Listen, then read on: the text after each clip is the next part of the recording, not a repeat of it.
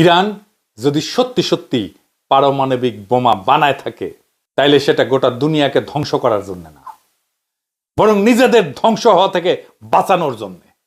এটা ধ্বংসের প্রতিশোধ না, অস্তিত্বের প্রতিরক্ষা।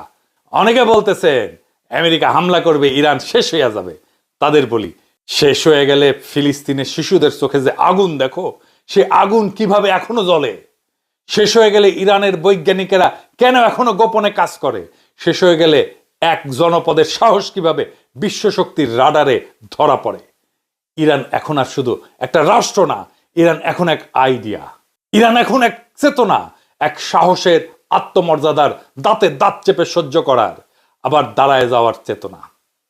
একটা জাতির না, একটা সময়ের, একটা যুগের প্রতিনিধিত্ব করে এখন ইরান। কেউ যদি পতনের শেষ প্রান্তে দাঁড়ায় থেকে চোখে আগুন ঝরাইতে পারে, তাহলে পুরা দুনিয়ার রাজনীতির মানচিত্র বদলে দিতে পারে।